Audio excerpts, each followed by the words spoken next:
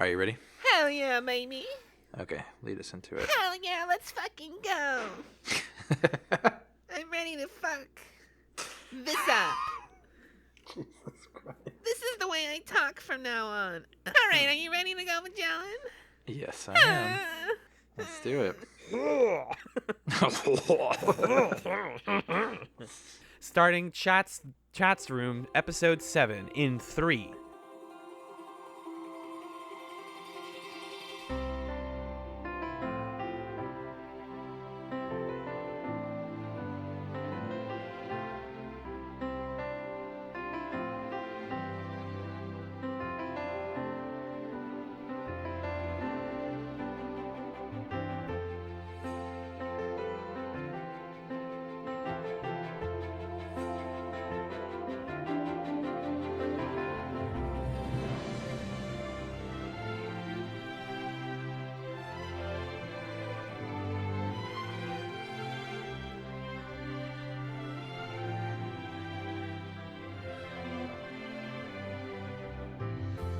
Hello, and welcome to Chats, a television podcast, Season 4, The ChatzRoom. My name is Alan, and I'm joined by my wonderful waiter, Pierre. Actually, his name is Wayne. Except, it says here, actually, his name is Magellan. Bonjour. Bonjour, my sweet waiter boy. How are you Bon doing? Jovi. I'm good, man. I'm feeling good. Listen, spring has sprung, the clock forward, and the sun is in my eyes. There's a flower in my hair. Yeah, flower in my hair. And I'm here to talk about goddamn Genoa. Wearing a black sweater, getting a little warm, but it's nice. It's nice to do the show when it's light outside. You know we could just record earlier, right? Yeah, well, Well, shush. I guess we could. Huh. No, to be fair, on the East Coast, this last winter, it's like you blink and then you miss the time that the sun was out. Mm-hmm. Yep. I get used to it and then by the end of the winter, I'm like, oh wait, This is how we could live. It doesn't have to be like this. I just can't imagine the sun being out until 8 o'clock. That's what happens in the summer. Right. You can just like hang out and be out longer and then you can like watch the sunset. I don't know if people are bored by this, but it blows my mind every year when the sun is out till 8 o'clock. I was going to say magic is amazing. Weather is amazing, and weather is magic, and magic is amazing. You know what else is amazing? Not this podcast. Yeah. And the fact I've got like an eyelash in my eye. Oh, nice. Cool, dude. No, go ahead and pluck that. Go ahead. Oh, my God. You're giving birth to another eyelash. I've been listening to old Escape Chats episodes, our first show, and something I kind of admire about us back then is we cut nothing.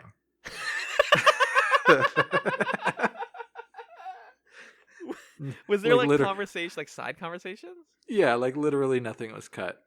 Things that should have been cut. Like this whole thing that just happened where there was something in my eye, we would have left that in. For sure. I'm like embarrassed. Like, wait, was there a point where like family members walked in and I was like, "Oh, I'm recording," and I kept that. I don't know. I feel like we probably got rid of that stuff, but there were some heated backstage conversations. I think I told you to fuck off in episode 3. Oh my God! Like jokingly, but listening to it, it was kind of like, oh. It's a little tense. Yeah, if somebody didn't know that we were like madly in love with each other as best friends. Yeah, for like a decade, they'd think that there's a problem. Right. There is a problem. It's that we're watching the Newsroom. Yep, that's okay. Can I tell you the summary of this first episode we watched? Can I tell you what the show is and then tell you what episodes we watched and then you tell me the summary? Of course. Just because I respect the order of things. If we don't have order, we have chaos. I understand, honey. I think we should see other people. This week on the ChatzRoom, hi everyone, we watched 2 episodes, as we always do. In particular, we watched Season 2, Episodes 3 and 4. Episode 3 is called Willie Pete. Episode 4 is called Unintended Consequences. First, we're discussing Willie Pete. Teleplay by the man himself, Aaron. Story by Michael Gunn, Elizabeth Peterson. Directed, Leslie Linka Glatter. Aired, July 28th, 2013. Takes place the week of September 23rd, 2011. Magellan, what the fuck happened? In this episode, Will looks for the leak in his office, who revealed to Nina Howard why he was taken off of the 9/11 anniversary report, which involves him inviting Nina for a drink, threatening his team, and involving Charlie in the whole affair. Sloane begins to suspect that she is the leak, and after she confesses to a belabored Don on his broken office chair, the two of them tell Will together. It turns out that Reese was the actual leak, and when Charlie and Will go to his office to confront him about it, he reminds them that you do not meet your boss halfway. You meet him the whole way, or something. Mac spends most of the time worrying about Will's deleted voicemail, but spends some time convincing Maggie that her malaria medication isn't going to kill her, and that her trip to Africa has to take on a human interest angle to maintain security clearance. She eventually caves and calls Nina to ask about the message, but Nina tells her that all Will said was that Mac is great at her job, as we learn that she is once again sleeping with Will. Did that happen for a first time? I thought the implication was when they met on New Year's. I guess not. That's my mistake. Yeah, I don't think they slept for a first time. This is the first time. Jim continues to hate his time on the Romney campaign bus because he never gets to report any real news. Nobody seems to care until Hallie and the Bad Jokes Tequila guy decide to take a stand with him before they're all promptly thrown off the bus to report the news without any help. And finally, Jerry continues his investigation into Operation Genoa, interviewing Gunnery Sergeant Eric Sweeney with Mac, investigating tweets posted in the area around the time of the event, and eventually learning two important things. One, the military supposedly was using Willie Pete, a codename for white phosphorus, in the Genoa mission, and two, the Twitter user Hamney8 may be their key to cracking this case wide open. Magellan, what did you think? Stuff going on. Yeah. That summary makes this sound like this is a really interesting episode. Yeah, I did all the legwork that the show did not do. And it just was kind of boring. But Willie P, it's white phosphorus. I just know. Here's my problem with the Genoa thing: is I know it's not true. You said this last week. It's still true. Yeah, it's still true that it's bad that it's not true. And so watching them learn fake facts about something that's not true, there's no tension to it because there's no tension to it. And also we find out in the second episode that the case that is going on is a wrongful termination suit on the part of Jerry. Right. So like this isn't even about them facing legal ramifications for sharing false information, I guess. It's about like Jerry got fired for a fake story and he's mad. And so the whole season's about that. I'm sure maybe there's more to it, but that seems frustrating. Yeah. So I don't know. It just felt slow. This one felt slow. The second one didn't feel as slow. I got more out of the second one, I think. But this one, it was kind of a snail's pace situation. We actually, and I'm going to read the whole thing in the news bag, but we got a comment from our buddy Dan, Blue Blaze Spear, from the old days. Oh my gosh, yes. I love Dan so much. Blue Blaze Spear. My boy. Just a line in here that I really find funny is he's basically kind of hate watching season 2 right now out of like fascination, which is kind of how we're all doing this. And he had something about like, when Jim goes on the bus tour, does he take a pay cut to something commensurate to the low-ranking staff member? Very good question. And then does Jerry Dantana get paid peanuts for Jim's job? Like, why does this make sense from payroll? Why does any of this why did they do any of this? And if the answer is because Jerry was mad that he got fired, then y'all messed up. Like, And if you sold me on the first season as like, this is a group of people who pride themselves on doing the news right, and then you tell me, what if they didn't do the news right? I don't know. They didn't. That's really unfortunate. They should apologize for it. Yeah. They probably hurt a lot of people. Yeah, we know that. Why is this a 9-episode season? This is a plot that could have been taken care of in like maybe 2 episodes. It's being dragged by this framing device that they've trapped themselves in, where every single major character needs to have an episode devoted to their deposition.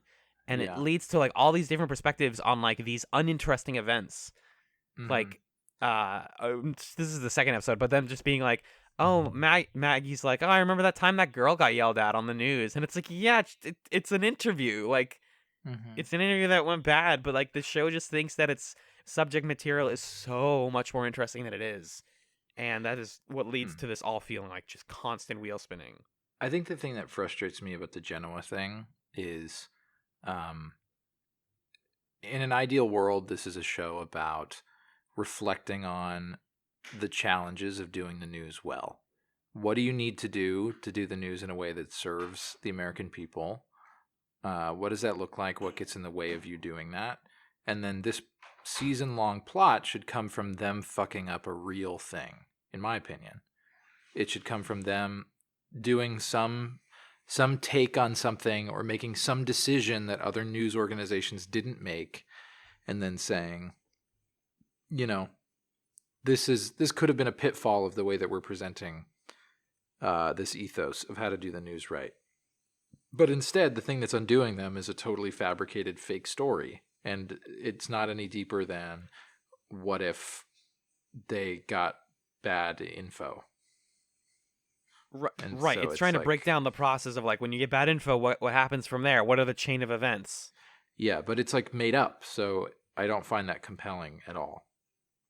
Maybe, I don't know, if it was a like thinly fictionalized version of how a real newspaper got real bad info wrong or something. I don't know, but it's just I just don't care about this.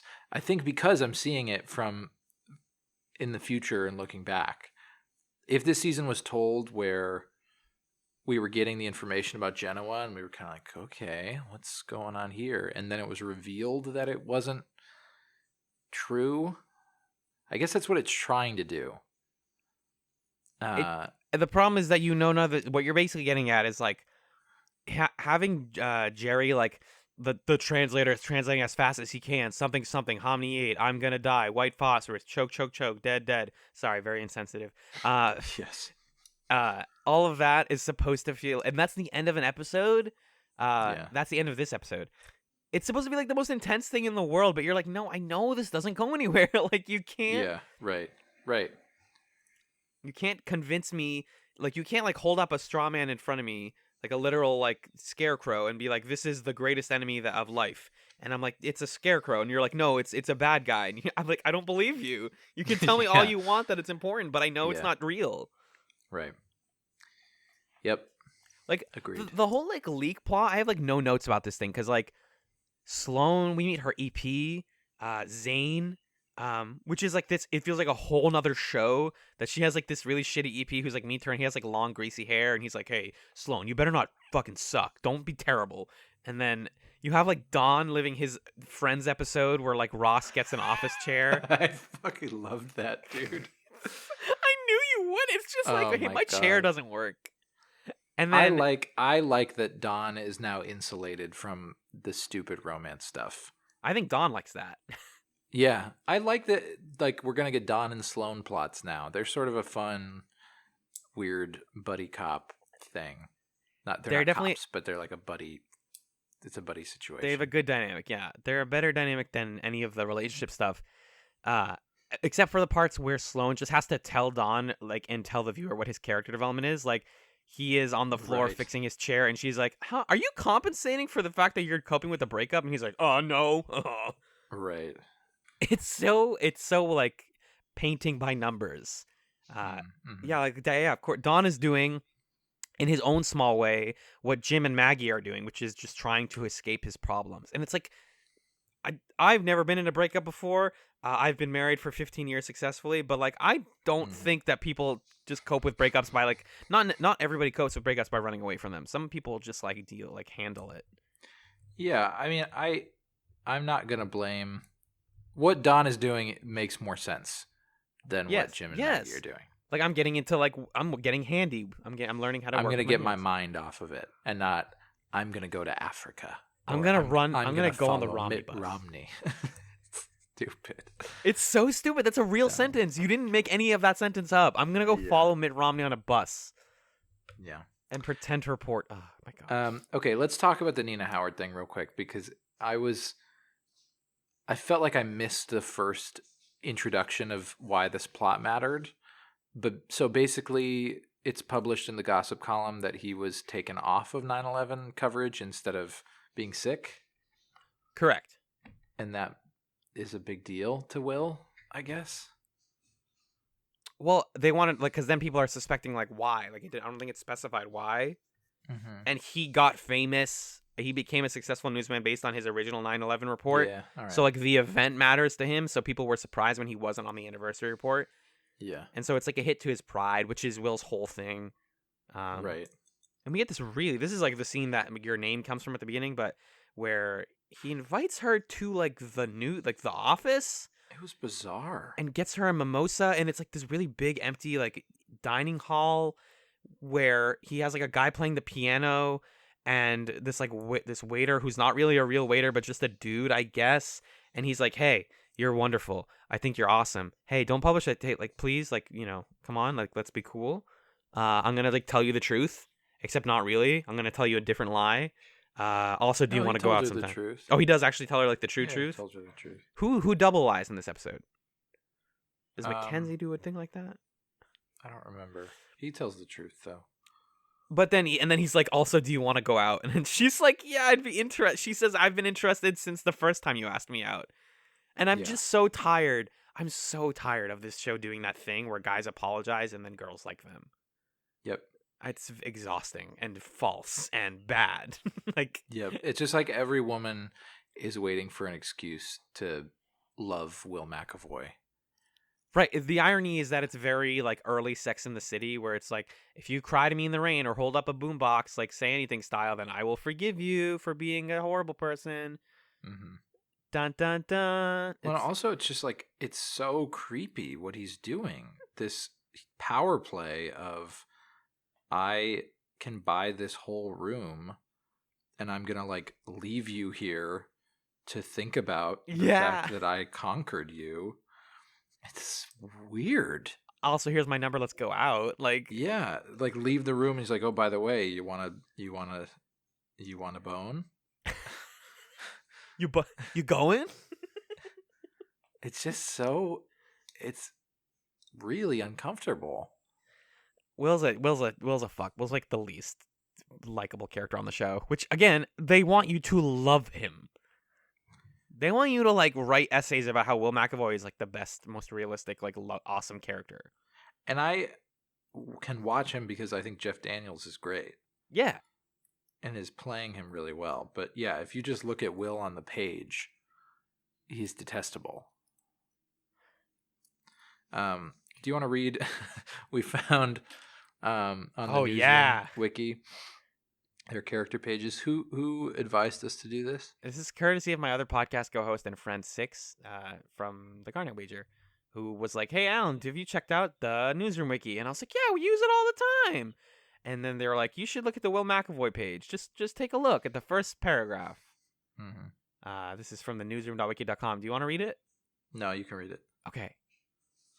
Will McAvoy is the handsome, sexy, suave, and ornery lead anchor on Newsnight. He became popular by not bothering anyone with the news coverage and has been called the Jay Leno of news anchors. Like, this person wants to fuck Jeff Daniels. This was written by his wife. This was written by him, actually. It's so yucky. Yeah, but that's how the show wants you to see him, right? As like, he's just this unstoppable like force of handsomeness and charisma, and he can't help being a little angry at people sometimes. But come on, he's got a heart. incorrigible. Yeah, he's gonna be better. We can fix him. I'll try to fix you. Duh. Yeah, I just have no interest in fixing this. One of my biggest consistent problems with this show is that it likes its guys too much. Like if you like the reason Dawn ends up being like so enjoyable is because the show doesn't love Dawn. The show knows that Dawn's a fuck, but like the show loves Jim and it wants to see Jim do well, and I don't. And the show wants I keep wanting to call him Jeff. The show wants Will to do well, and it's like I do not. That's why I like Charlie and Dawn all the way, 100%. It makes me think of Mad Men and how like the difference here, because I feel like Don Draper on Mad Men, you are interested in watching him, but the show It never doesn't- posits that he's like a good guy. Yeah, it never tries to make you forgive him. It makes you feel bad when he screws up again and when he hurts people, and you wish that he didn't. But it never kind of sits you down and says, okay, this is his moment of redemption, so you should like forgive everything that he's done, and every character should forgive him too. It doesn't do that. And I think that's the difference between a show about like powerful white dudes that I can stomach versus one that I can't. Right. Exactly. Breaking Bad, also a good example of like, you're not supposed to like this guy, but Right. early on you were. That was the problem with like a lot of some people's like takes of Breaking Bad was like, do they want me to like Walter because he's a garbage man? Yeah. And then no, you're not supposed to. You like do him. not. Yeah. Anyway, so Nina doesn't publish the thing, and then she and Will are in his house together. Oh, the lying thing I'm thinking of is when Mac calls at the end and is like, Calls "Hey, Nina. yes," Yeah. and then Nina's like, "Oh, he just said you're such a good boss. You're a good boss. Come on. Come on, he be loves great." you." We got Jim stuff. Jim and Callie are clearly becoming a thing. They don't consummate it until the next episode, but they're a thing. We have the fat guy as a joke character. I love it. I hate it. Did you think I was serious when I said I love it? Because I really hate it. I didn't mind him. He's fine. It's just the joke is that he's just like a schlub. Right. Yep. That's true. He just like does the news badly and he's the guy who the joke is, I got all these turkey sandwiches. Like, fuck off, dude. Speaking of fuck off, badly written women moment, Maggie with the whole mefloquine malaria bullshit. Oh my god. Especially considering the next episode, the fact that this episode Oh is my like Maggie's God. worried about her drugs, and then it's like hard shift into what went down in Africa. Like, what is your psychological state? Yeah, Yeah. Yep. that stuff. I really don't God, want. I think I was trying to think of a single episode plot that was more careless with Maggie than this malaria drugs thing. And I don't think there is one. I think that it's just the most flippant that this show has been with her as a character. Yeah, the funny thing is, it's like pharmaceutically accurate. Like, there's things they care about. Like, yes, doxycycline is bad for people with fair skin because it gives you sun sensitivity. Mefloquine can cause you a lot of weird side effects. Also, don't worry about it. Like most medicines, right, or most medications, they have written on the side effects like possible chance of death because you can be allergic to anything. So Right. anything could kill you, and they have to legally write that. But like, But it's probably fine. If I someone had prescribed it to you, you're probably fine. yes, that a professional prescribed it to you. I had a patient call my work recently, and they said, "Hey, I got prescribed an antibiotic, and it says possible side effects include death. Should I be worried?" And I was like, "Are you allergic to this antibiotic?" She's like, "No, I'm not allergic to anything." And I'm like, "What is your what?" But that paranoia as like the whole Maggie plot is terrible. That's Garbo. Yeah. I really don't want to dwell on this episode for much longer, man. Yeah, I'm trying to think if there's anything. All of my else good in notes, all of my interesting notes are in the second one. Like, yeah, and all the stuff that I kept in the summary that you already read is everything in this episode. So like Homni 8, the whole like Jerry has a crew of people that stay really late to work with him is kind of cool. I like Jerry. I'm liking Jerry more and more. Yeah, I like Jerry a lot. He just kind of has a different energy than everybody else. Yeah. Like He actually seems like a hard worker. Yeah, he actually seems like a real reporter who cares a lot about getting the scoop. Totally. And doesn't care about his own ego. 100%. He's like, because he doesn't have any like personal baggage to bring. Yeah. So his whole character is the job. Yeah. And And everybody else is a big ego monster. right, exactly. And then just the whole the leak plot just ends with Charlie and Will being like, "Reese, it was you," and he's like, "Yeah, I'm your boss. I can do whatever I want." And then they tried to play that was The I tape liked and it doesn't when work. They tried to play the tape and they like maybe deleted it or never recorded it. Did you hit record? I swear I did. And then Like, they hand it to him and as if he's gonna help. yeah, he's like, "Hey, can I see Throws that?" it away. Can I see I that? like that a lot actually It's a very funny exchange, actually. Yeah, because it shows Will and Charlie as like kind of stupid. pretty much. In a way that's fun. They're building to Um, this whole reveal, and then it's like, no, they're idiots. Yeah. I liked the Will and Charlie interplay. I think that their scenes are always pretty solid with each other. It's just fun to watch the two of them. Yeah, They're they're a fun like odd couple. Yeah, there's some lines that were written down.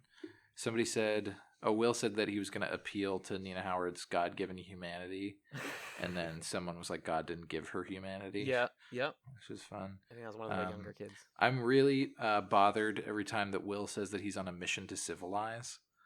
Yeah, that's a nasty line. Just because from a historical perspective, exactly, the idea of civilizing people is pretty fraught with, like whiteness. Let's just put it that way. Yes. Let's see what else I was going to ask you. I have nothing else here, so let's just my dinner of choice while watching this was a Chipotle chicken Caesar wrap from the deli down the street. Thank you. It was very good. Oh, good. In many ways, it was better than the show. Not surprising. Yeah, it was quite nice. Let's see. I liked that all the reporters on the bus were annoyed by Jim. Jim's annoying. Yeah, I actually liked that plot. I think the more I think about it, the more I like it. If you can dismiss from your mind why he's there. Yeah, the fact that he should not be there because it totally is not his job. Yeah. Because we're getting to see this sort of weird, interesting world of people who make a career of going on campaign trails, and how just sort of like aimless it is, and how stuck they are, and having to do these remote recordings of them in front of the platform. Like Mitt Romney talked about his jobs plan today, and he's gonna make jobs, and he doesn't like the healthcare, and that's just their lives. Yeah. There's something about that I was interested by in ways that I wasn't interested by the bullshit of what's in the gossip column this week. Who cares? It's actually a really good, useful reminder that there's like a rigor and like a hard labor that the youth and like the interns and the new people at all these news companies are doing that doesn't get enough talk, especially on this show. It's like, these are people that like are getting paid peanuts. And like getting paid in turkey sandwiches to report on this thing that on a candidate they know is going to lose. Yeah, and it's like, well, no one else is going to do it. You have to, and they all know that. And so for Jim to be like, guys, come on, like, let's do the news. They're like, no, dude, like, this is all I have. Like, just let me do my damn job. Like, we all know that he's full of shit. We all know he's never going to sit down for 30 minutes to talk to you. We all know he's never going to answer your questions. Yeah, like, basically stop being an Aaron Sorkin character. Yeah. So I really like that, thinking about that and watching that, to the show's credit. Yeah. Let's see other notes. Sloane saying something about something not being because of her because she's delightful. I like Olivia Munn's like deadpan confidence, weird confidence. Yes, like self compliments. Mm-hmm. Jim is like whispering to Hallie. Is that her name? Hallie? Callie. Callie, sorry. Callie. Yeah, it's a bad name. Jim's whispering to... Well, there might be people named Callie. I have a student with a similar name, so it's not a bad name. He's whispering to Callie, like, oh, I read your stuff online. And she says, that's really creepy, especially in that quiet voice you're using. So there's just moments of fun dialogue, and that's the spoonful of sugar with this bitter medicine, you know. Yeah. Is that it's just fun to watch these characters talk to each other. And then oh my god, dude, and then Neil trying to get the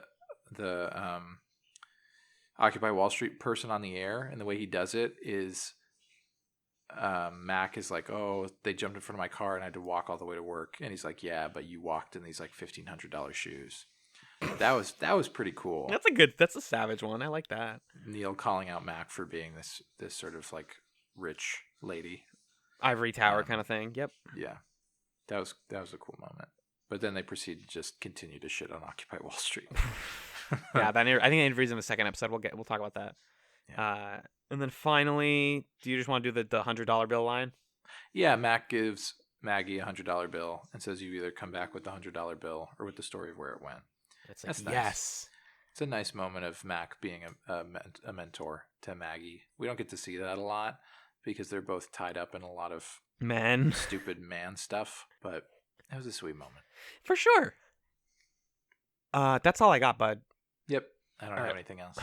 Let's newsbag it. We'll be right back to discuss unintended consequences. Hello, listeners. Welcome to the newsbag. How you doing? You're doing well. Well, if you want to respond, you know how you can do that? You can send us some feedback, because that's how I'll read it on the newsbag, this segment. And this week we got one email. It's probably one of the best emails we've ever gotten, and it's from our usual commenter, our friend Dan. He says, and I'm going to read this one in its entirety because it's very good. I had thought that all of the, quote, lawyers are awful jokes had sort of run their course by 1990 or so. With the episode, First Thing We Do, Let's Kill All the Lawyers, the tone was set for the episode to lack any relevance. The only thing I thought when I saw the title, the Genoa tip, was, get a Genoa mohel in there? I'm gonna have to Google that later. Something I appreciate when I hear you guys discussing these shows is the completely different perspective you bring to them than the one I have. My experience with 9/11 is the one that you were speculating about. That's a hard word. An experience very different from yours. I was an adult when 9/11 happened.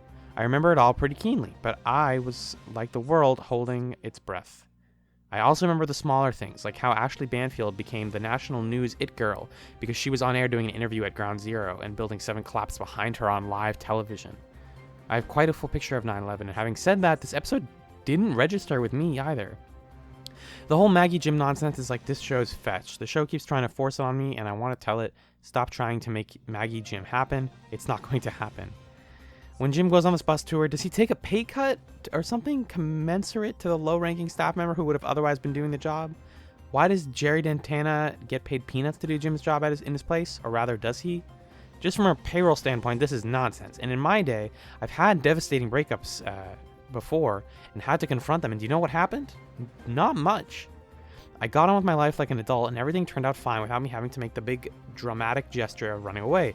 And then Maggie gets involved with some sort of one-upsmanship by trying to run away further globally and metaphorically.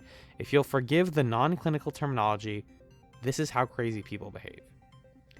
The second season so far seems like an attempt at rebuking the viewers from the first season who critiqued the show because of how Newsnight always got the news right, not based so much on research but by through a guy knowing a guy. But in a way that's starting to feel Sorkin-esque, instead of doing the same thing of having them make a few small errors in their reporting, he employed the nuclear option of, so they never get it wrong, huh?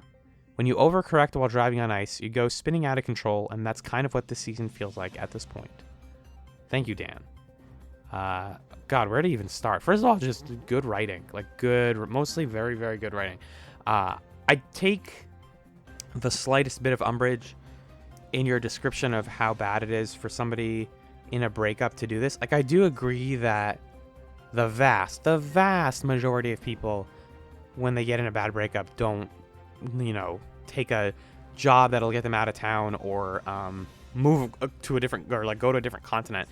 I've known people that have done stuff like that. I mean, like I said, we talk about this exact thing, and we quoted this email in the episode, but I can't exactly relate to that, and I do agree that it's extreme, but that's not to say that like this is something a crazy person does. This is just something that an Aaron Sorkin character does.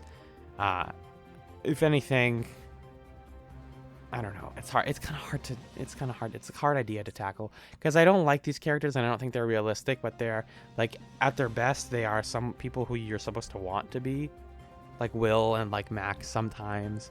But then at their worst, you're just like, these are not humans. That was the main thing I wanted to comment on. Just like I said, a very good email overall. And the season is definitely spinning its wheels. It's like been the hardest it has ever been to like talk about the show with enthusiasm. Because like the thing I like about Chats a lot is that, well, first of all, I just like recording podcasts with Magellan. Like whether or not people listen to it is like, that's great. I'm so happy that people care about us, and it's amazing. And you're all awesome. But at the end of the day, like, we are two nerds talking about television shows that we are interested in discussing. And they're not always good. And sometimes it's a bummer because it's like, that's it. Like, Jill and I are very busy people. Like, we don't have time beyond the podcast to talk every week lately. So it's like, well, when the show is bad, we just talk about a bad show and then we kind of go our separate ways for about a week. And so that can kind of be disheartening, and that's been especially true this season.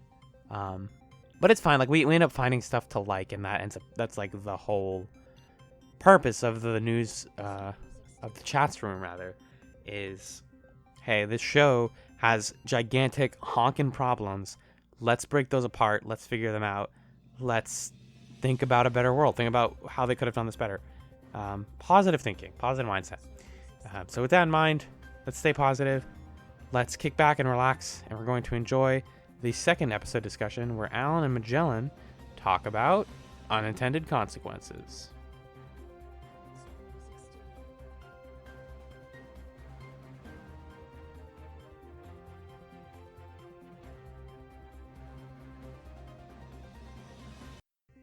Welcome back to the ChatzRoom. The second episode we watched this week was Season 2, Episode 4, Unintended Consequences, which was written by Aaron Sorkin, directed by Carl Franklin, aired on August 4th, 2013, and takes place on September 30th, 2011, and October 2nd, 2011. Alan, what happened in Unintended Consequences?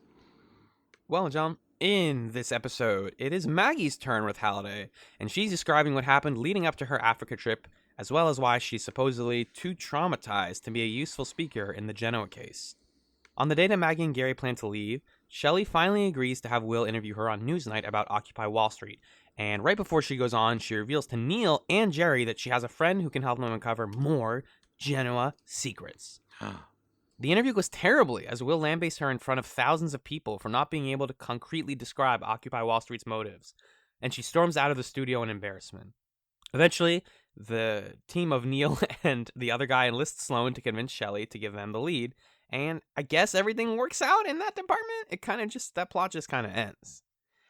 Meanwhile, Jim rents a car with Callie and Frank, which Jim almost immediately crashes when Frank tries to show him a picture of Maggie because he's an embarrassing human. And we also learned that Callie's boss is a cartoon parody of a misogynist, and Jim feels bad for his obvious future hookup. When they arrive at the next leg of the Romney tour, he manages to get one of the campaign leaders to curse at him on the record, and he uses this as leverage to get that 30-minute interview with the candidate. This would obviously be useful for him, but he decides to be a good boy and give the interview to Callie because he feels bad for ruining her chance to early coverage, and he also wants to have sex with her. This frustrates Mac and the team back home, but Callie's thankful that he gave up an important opportunity for her, and they make out by a pool. Finally, in Africa, we learn about the inciting event that got Maggie sent home. While visiting a school with their team, Maggie meets a young boy named Daniel. Daniel is a quiet outcast type, but he loves hearing Maggie read him a children's book, as well as her blonde hair. Later that evening, the Croon kids are attacked by cattle drivers, groups of local criminals who steal and pillage from innocent villages for profit.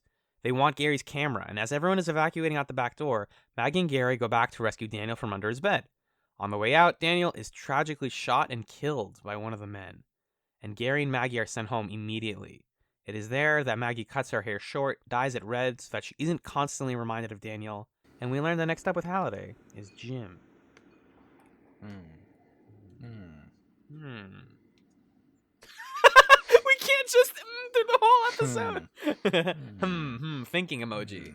Yes. This episode kind of sucks, dude. Yeah, I will say I wasn't as bored as the one before. Yeah, this is the newsroom I was excited to talk about. This was like one of the moments. Is like, this is so bad that it's fascinating. Right. Yep. I agree. It's not bad because it's boring. It's bad because, like, what? Why did you write this? Why did you do this? Why did you do this?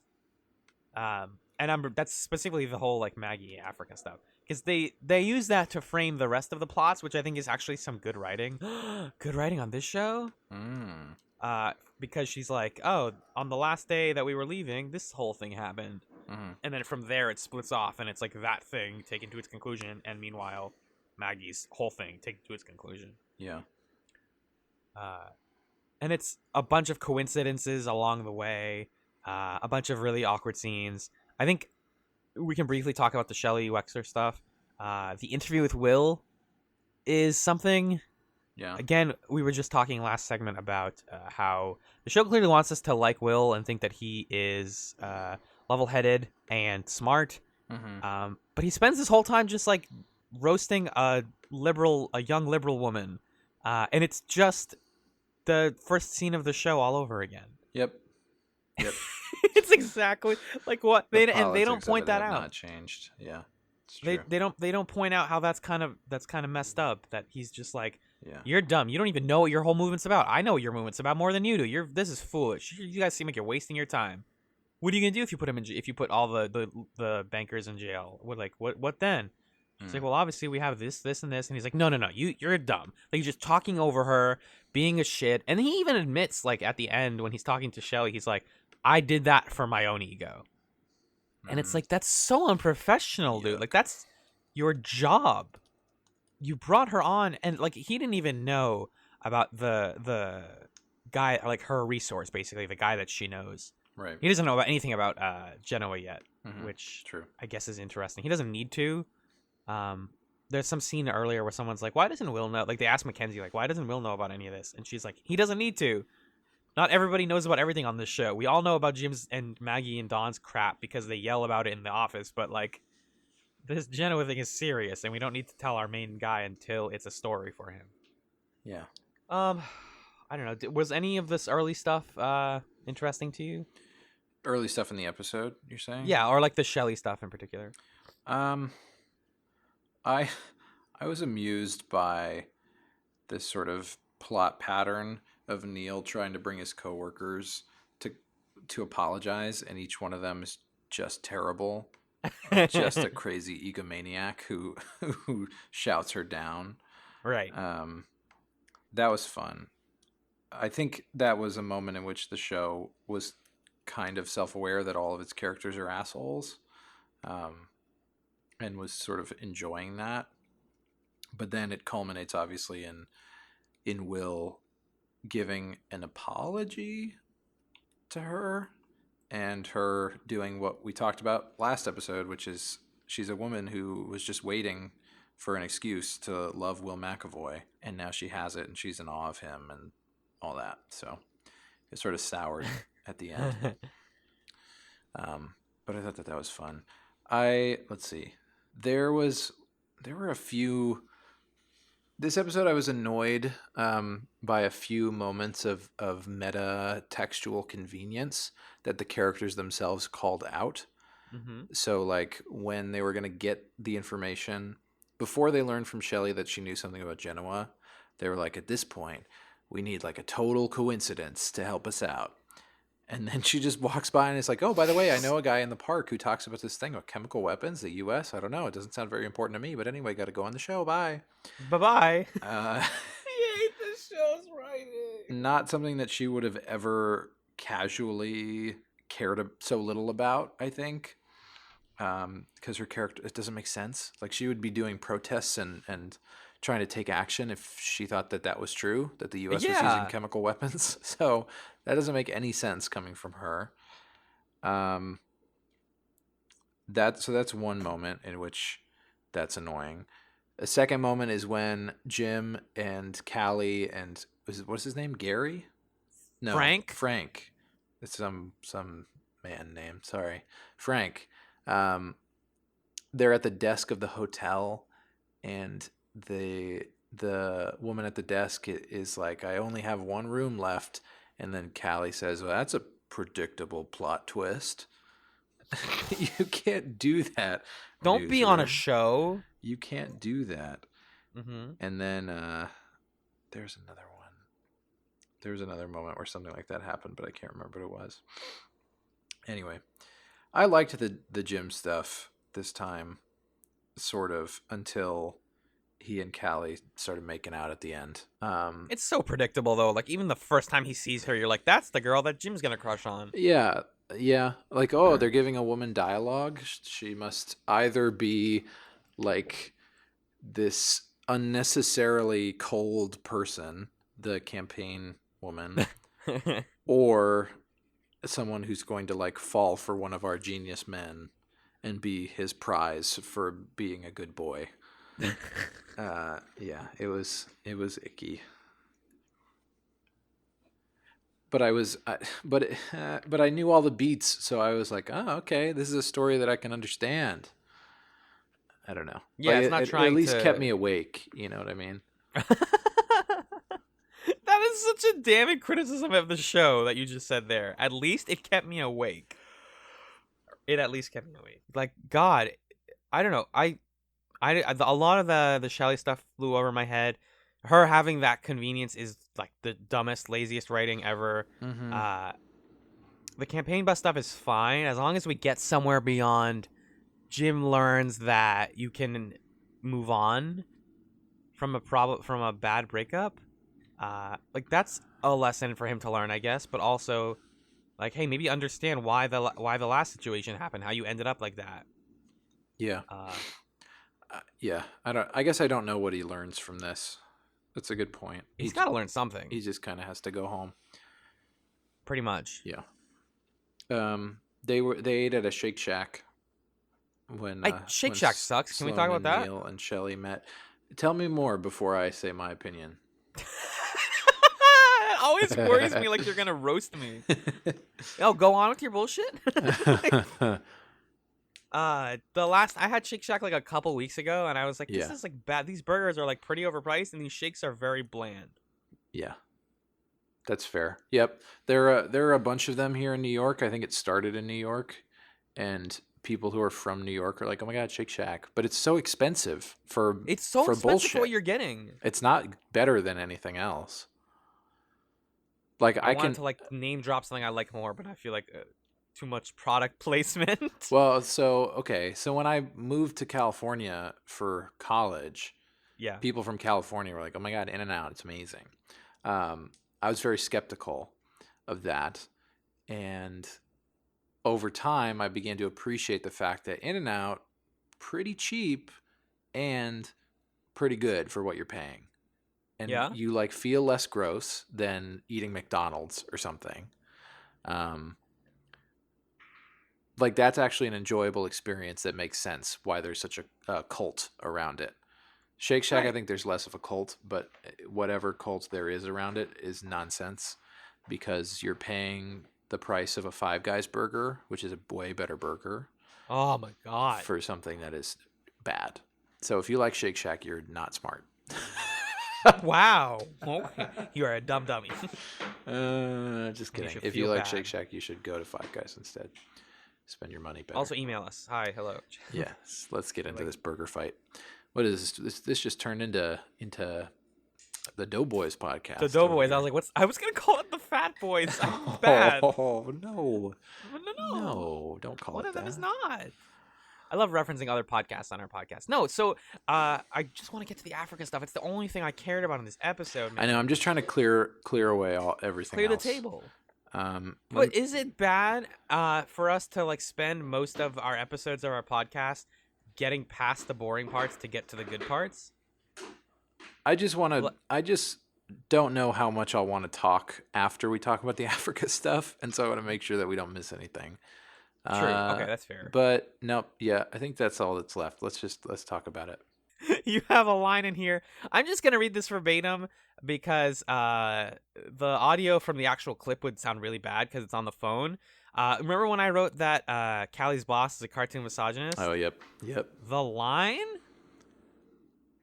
where that confirms itself, where he says he's basically yelling at her for getting kicked off the bus and for like missing the story that she could have gotten if she stayed on the Romney bus. Yeah. He says, "Unless you want to put on heels and fuck me for an hour, stop being a little bitch." Yikes. And you're like, whoa, whoa, whoa. Yikes. He's a bad guy. Jim's a good guy is exactly what... Because Jim sees that line and goes like, wow, asshole. And you're like, yeah. Everybody in your... Ugh. It made me so... It frustrated me so much. I was like, you're not... Just because... Fucking allies. Anyways. Well, it's just... it's frustrating that, like, that's what a bad man looks like. And... Right. That's the only manifestation of a man who's a misogynist is somebody who is that blatant and disgusting. Those men exist. I'm not saying they don't exist. But it's also it makes it very easy to feel like you're part of the solution when that is how you define the problem. Right. I'm not like that guy. I'm way better, you know. Yeah. Book stuff, Jim stuff, Shelley stuff. Nothing interesting. Yeah, we're going to Africa, man. So did basically, they ever say what country in Africa they were going to? yes, they did. I'm sorry. Let's just answer that question right now. Because I was really annoyed that they kept saying like my Africa trip. They definitely said it after. Because not every part of Africa is the same. It's a huge fucking continent It's a big continent. with a diversity of cultures. Cultures. I mean, they said in the episode, what did she say? How many languages are spoken in Like Africa? over 100. 1,944 is what she said. I found it. It's Uganda. Gotcha. Okay. Fantastic. So basically, yeah, they're going to Uganda. She has the medicine. She's freaking out about it. They're on their way. Then they're just there, and then we get this like a Marvel movie scene where it's like, Yeah. oh, we're in a jeep, and here's Yep. here's military people. Yep. That's Like, a very good way to put it. Every like action movie describes going to Africa the same way, which is like we're in the back of a jeep. It's hot. They play the same like musical stinger. They're like, we're in Africa, and then like some military people are like, "What's up? My name's Jeff. I'm a military. I'm here to keep you from fucking dying. Let's go. Let's do this." And it's like this really bad picture of Africa that constantly portrays it as like, just an entirely like militarized zone. Right. And this like mythical land covered in Serengeti and And sand and yeah. just a lot of problematic stuff. In the choice of set that they use. And so they go to this school, which is kind of cool then. It's like, all right, well, they have schools. That's, that's all right. They meet the teacher, who's you, I like that guy. He was cool. because he reminds you of you. Yeah. I get it. Like, I get it. I'm glad you get to see yourself you get to see yourself represented in these shows. Jesus Christ. Oh, that was way meaner than I intended it to be. Wow. I did not plan that. Oh, that was wow. Yeah, you I cut was to my biting. core there. Good Yeah, job. I'm a political cartoonist. Yeah, good job, man. Got a Uh, regular Thomas Nast over here, right, folks? That's me. Yes. The teacher is like, "Hello, guys. I'm the teacher, and here's the students." And they quickly find out that these like students have lived their whole lives afraid of these like cattle rancher people who are just like local terrorists. Yeah. Which again, just like these are the bad men. As a bad plot device. And they just come in and they like steal stuff, and they're supposed to take cattle, but when they don't find cattle, they just like steal people. Mm-hmm. And then Gary walks in like, "What's up, everyone?" And they all scream because his camera looks like a gun. Yeah, And we only know that because Maggie says it. I appreciated that moment. That's a moment that tells you a lot about these kids and what their childhood is like, that they would react that way. The thing that I didn't appreciate was what followed immediately after, which is a slow-mo reminder of what we just saw. And Right, it's like an NFL replay. yeah, that was gratuitous, and it felt like it was using those kids as like a prop for emotion. 100%. Yeah. And that's honestly this whole plot is just like, you need to feel bad. Yep. Yeah. It's using a small African child as like a plot device instead of a person To justify the like, honestly, like the fucking fashion choice I know. of the lady, like, is Oh bad. my god. Just It's so bad. That's the marker that she's crazy, is that her hair is short and she dyed it a different color. Which, like, I want to dye my hair. Am I crazy? Fuck off. That's maddening to me. Yeah. That's absolutely maddening that And it's played 100% straight. Nobody ever goes like, "That's hilarious and ridiculous that you would do that." It's like, no, that's real. I'm not even questioning like her doing it or not. I think that it makes perfect sense that like she's now feels like she's not herself and she has to look different. I Yeah. can buy that, but just every character is like, well, what happened to her? Why does she look so different? Oh, something crazy must have happened in Africa. And then, yes, that you're right. Accurate. And then the whole premise of this plot is just us finding out that Maggie is the only person who knows the information needed to have fired Jerry, it seems. but Right. she can't be trusted because she's out of her mind. Right. Well, I think somebody argues. I think it's like Jim or something who says that. Or no, Jerry. I don't know if it's like Jerry who says that. But somebody basically like in their deposition is like Maggie Jordan cannot be used as a viable source for this. Right. Which is pretty messed up. Right. Yes. We don't even need to begin to describe the ways in which that's fraught. Like, Mm-hmm. whew. So, she meets the teacher. The teacher says, "Oh, this kid Daniel, he likes you. He wants you to read this book." The like Manhattan 8th Street book, whatever it's called. Yeah. It's the book about like people living on a street in New York. Hey, wow. Big time. Big time. He loves it. He makes her read it like 6 or 7 times, and you're like, that's cute.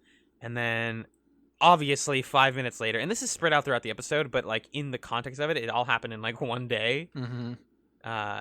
The cattle people come in and attack at like 3 o'clock in the morning, and everybody's running away, and they all are smart enough to like run behind the building. Hello?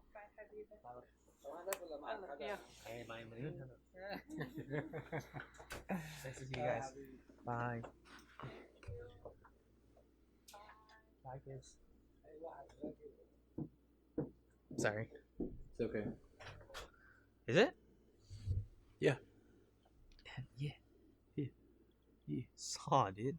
That's all, dude. Crocky, My dude. cousin, the one who works with chimney stuff, Yeah, dude. showed me a video on his phone of one of his friends picking up a handsaw and doing that whole thing, going like, saw, dude. And I laughed so hard. And then I realized, I was like, why is this like the only shit that can make my brain crack up anymore? Like, this is the only way for it to happen. That's funny. Saw, dude. Saw, dude. Saw Gerrera. That's always where I take that joke, because you're the only other person I know who watched Star Wars. I guess. Yes. Yep. Rogue One, I think, specifically. Road One. Road One. The first Road. The Road Podcaster one. That's the one. All right, cool. That's the Road One. How There's should I the get myself eye back in? Huh? There's the eye roller. There's the eye roller. There's the eye roller. I don't know, man. I don't know how to cut you back in. I'll cut myself right back in. Check this out. In a 3, a 2, skiddly diddly do. Yeah. Basically, they run away. The only thing I think that's cool about this ending, because we're kind of dragging it out, is Yeah, she's my like, students would say that we're dragging it. we're dragging it. Sorry, We're go like Puff the Magic Dragon it. It's okay. It's okay.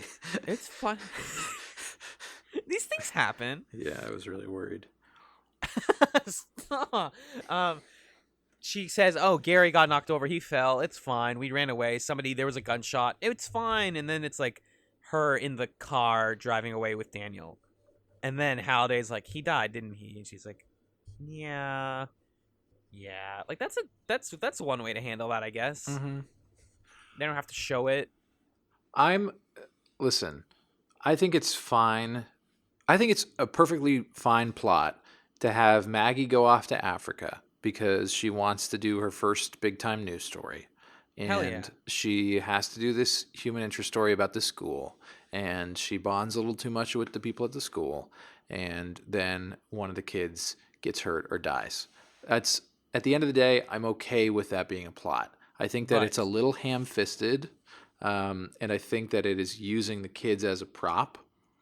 But on paper, it makes sense as a plot that could fit inside the world of this show. That said, first of all, the fact that it's being told as a way to get to an end point where she has different hair is silly. It's completely constructed to explain that thing. That honestly was probably, like, Aaron Sorkin probably started with that and then wrote a plot to justify it. I'm assuming. And the second thing that's bothersome is that this plot is just a piece of the Genoa thing, which I don't like.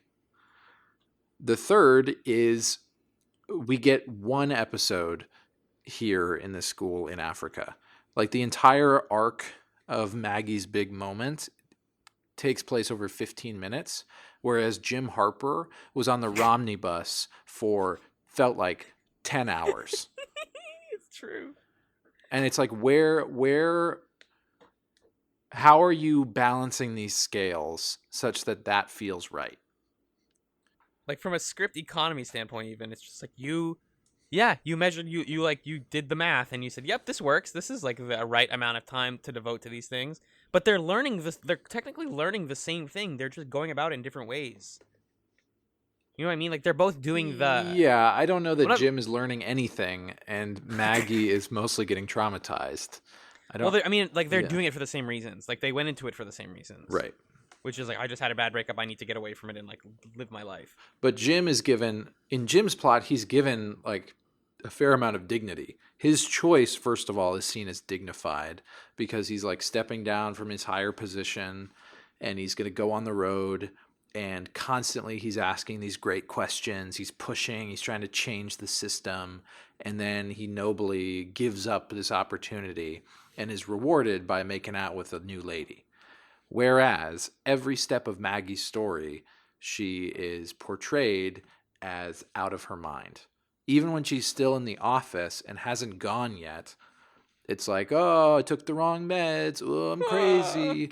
Oh, I'm here. Oh, I'm kind of nervous. Oh, and then she's just, I don't know. It's just not fair. It's just completely unfair that is her character's fate, and Jim's fate is so like fine for him. He gets to have a heroic little thing. Yeah.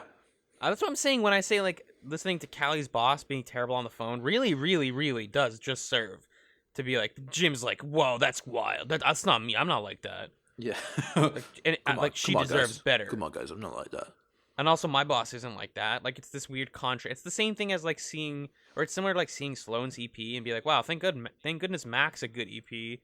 Yeah. Because this guy sucks. And it's like, yeah. whoa, you're just propping up my characters by giving me more somehow more garbage people. And it's like, your ratio is off, guys. Come on. Right. Yep. So, I mean, that's it. And then, like I said, the episode just ends with her being like, and guess who's up next? Jim Harper, come to the stands. And it's like, all right, what do you think Jim's going to say? Fucking Jack. I don't know, man. Jack. Yeah. Nothing interesting. I don't know. I don't remember anything about the rest of the season. This was the big... Well, actually, I know about the ending. But you basically do, too. Great. Is that this all clicks together. There's like a phone interview scene. The Stomtanovich stuff that they talk about here is that's like the turning point. Basically, Maggie mentions like the biggest thing that became she basically says like the turning point was the Stomtanovich phone interview. It's not a phone interview. And so we're going to get to see that whole situation. Gotcha. Are you super excited? I can tell. I can hear it in your voice. I just want to know what happens so that I can satisfy that part of my brain that needs to complete things. That you're just going to say, I just want to know, like, when it's over or something. I was like, damn. No, because now I'm curious. Like, what's the thing? What's the thing? Yeah. They clearly want us to care. Let's just get there. Yeah, just show me. So yeah, let's just get there, Magellan. Let's do it. Next time, we are watching 2 episodes of The Newsroom. The first is Season 2, Episode 5, Newsnight with Will McAvoy. Will is distracted during his telecast by a phone call and an unflattering Twitter post. Charlie gets a visit from a longtime friend from the Office of Naval Intelligence who has knowledge of Operation Genoa. Sloane deals with a revenge post. Please, a revenge post. And Season 2, Episode 6, One Step Too Many. Mac and Charlie score a key witness in their attempt to corroborate Dantana's Operation Genoa story. Will follows Nina's lead to soften his image by making an appearance on a morning talk show. Jim gets unexpected company during his reunion with Hallie. Wait, so I was Is it right. Maggie? So it was Hallie. Oh! Not Callie. Whoops. Yeah. Sorry. All right, dude. Sorry, everyone. Yeah. Please erase your tweets where you're going to correct me because we did it. We fixed it. I'm sorry. Yeah. Magellan was right. You disgust #Magellan was right. Did you say I disgust you? Yeah. I'm just kidding. Okay. Oh, so you disgust me. That's from Hamilton. I'm a trust fund, baby. You can trust me. I like that part. I like Hamilton. Yeah. And I like the ChatzRoom. Wow, it's sort of on the same level. Pretty much the same show. Let's plug it. Ew, can I try that take again? No, you cannot. Let's plug it up. There we go. Perfect take. Oh, that's better. Better? 6 question marks upside down.